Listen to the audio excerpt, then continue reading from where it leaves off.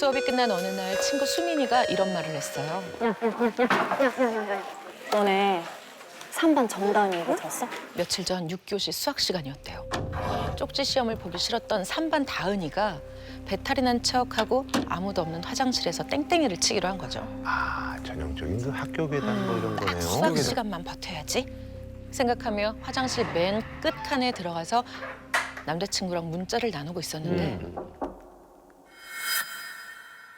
난 말고는 아무도 없는데 웬 노크? 하고 생각하는 사이에 연달아 다시 들려오는 똑똑똑. 자세히 들어보니까 그 소리가 처음 들렸던 것보다 점점 가까워지는 것 같은데 이번엔 다은이가 있던 맨 마지막 칸 문에서 노크 소리가 들리는 거예요.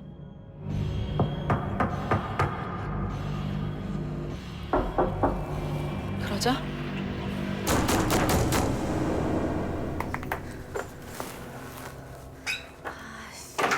아 누구야?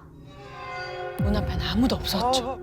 그 순간 뭔가 이렇게 싼 기분이 느껴져서 고개를 돌렸는데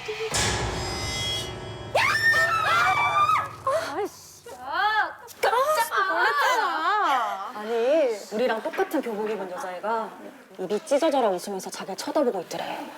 야 그럼 뭐 화장실에서 귀신이라도 나왔대? 아니 그게 아니라 그거 미숙 언니 아니냐는데? 미숙 언니? 저희 학교가 지어진 지가 좀 오래된 곳이었어요. 신관이랑 구관으로 나눠져 있었는데 신관은 1, 2학년들이 쓰고 3학년은 구관을 썼어요. 그래, 공부 좀 하라고 이렇게 이제 쓰지. 근데 친구가 저희 학교를 졸업한 언니한테 물어보니까 미숙 언니랑 사탕 이야기를 해준 거예요. 이게 뭐야?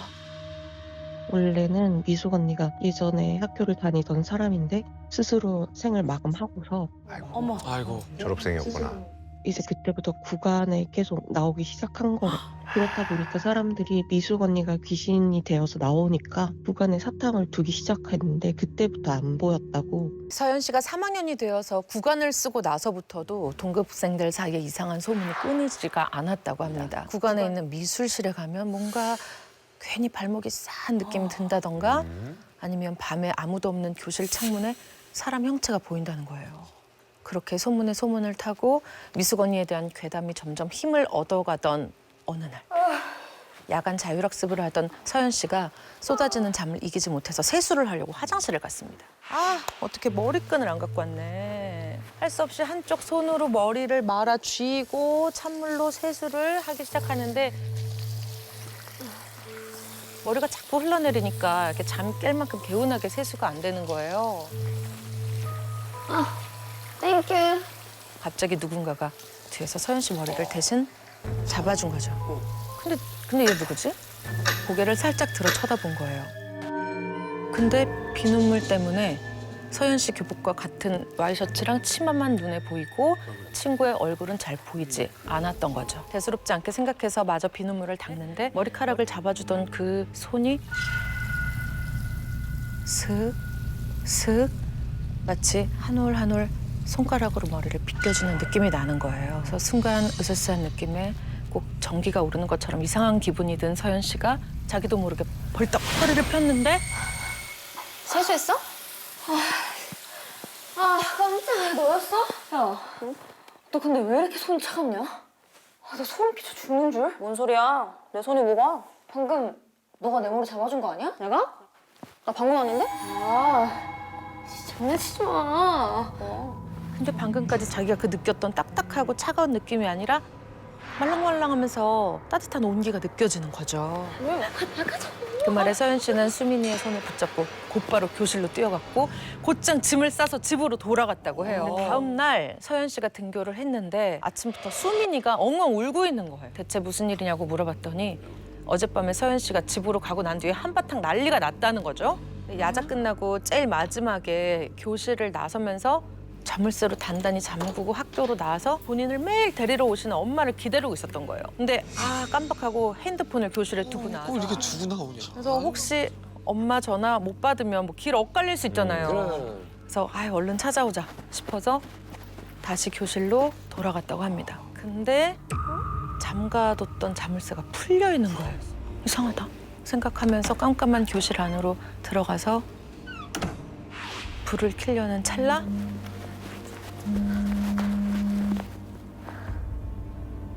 뭐야? 끊겼네? 그 순간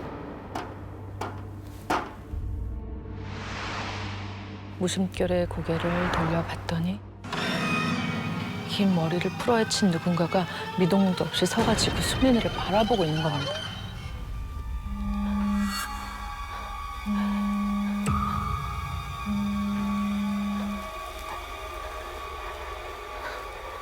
엄마.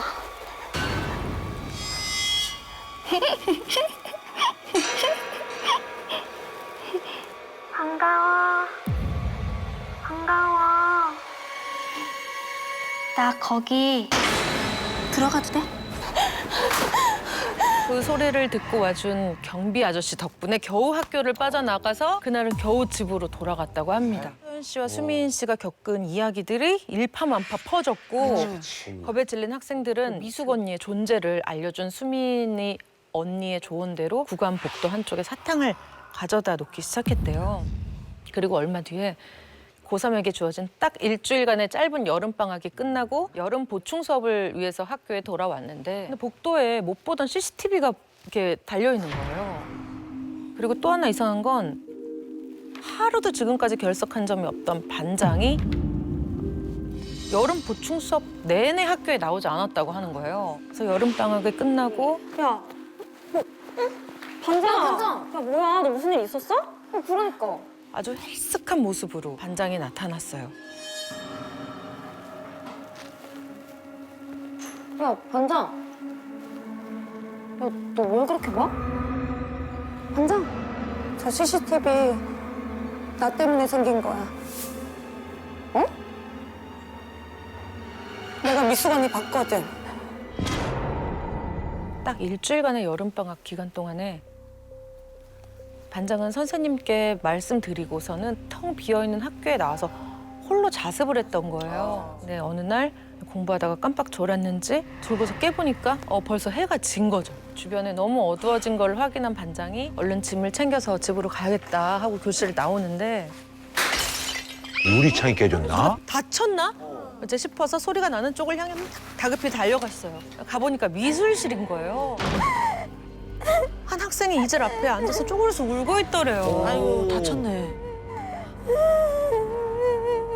저기, 괜찮아? 혹시 다친 거야? 선생님 불러올까? 괜찮은 거지?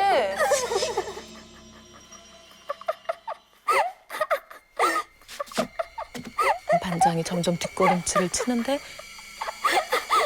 이젤 위에 그림이 이제 눈에 들어온 거죠.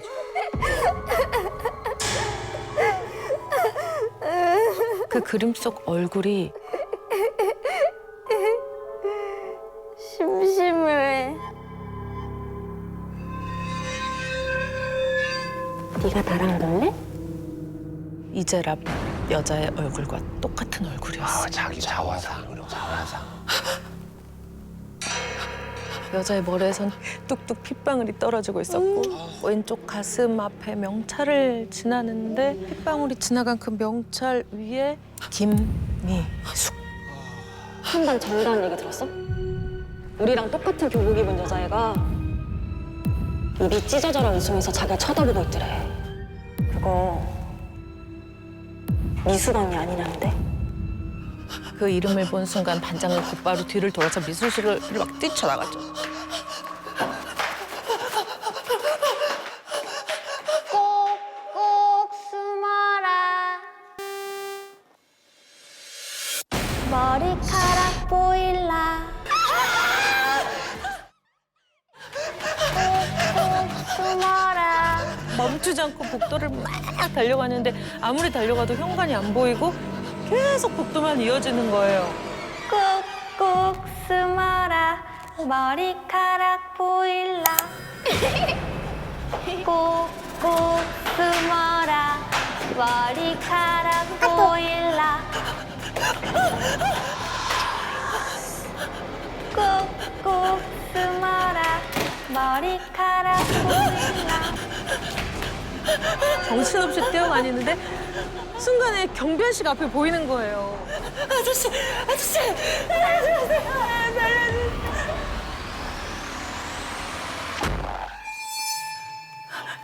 잡았다. 그때 반장이 이제 정신을 잃었다고 합니다. 이쯤 되면 정신이 너무 있는 게 큰 낫지. 충격에 반장이 등교를 거부해. 그래서 이제 일주일간 못 나온 거예요. 그래서 반장 어머니께서 학교를 찾아가서 교감 선생님께 상의를 드렸죠. 그 교감 선생님이 뜻밖의 얘기를 한 거예요. 아주 오래전에 미숙이라는 학생이 있었는데 워낙 병약해갖고 학교에 자주 못 나왔던 거예요. 그러다 보니까 친구를 사귈 틈이 없었어요. 가끔 이제 나오면 친구들과 친해지려고 하는 마음에 학교에 올 때마다 사탕을 들고 왔대요. 그래갖고 친구들한테 사탕을 나눠줬다는 겁니다. 네, 하지만 안타깝게 지병이 악화되는 바람에 졸업하지 못하고 세상을 떠났고 미숙 학생을 추모하려고 친구들이 학교에 이렇게 사탕을 두기 시작했었대요. 근데 지금까지 그게 이어져서 학생들이 사탕을 두나 보다 하고 교감 선생님이 이야기를 하셨다는 거죠. 그래서 무서우면서도 한편으로는 좀 안타까운 사연을 들은 서연 씨랑 친구들은 이후 더 많은 사탕을 학교 구석구석에 두기 시작했다고 합니다.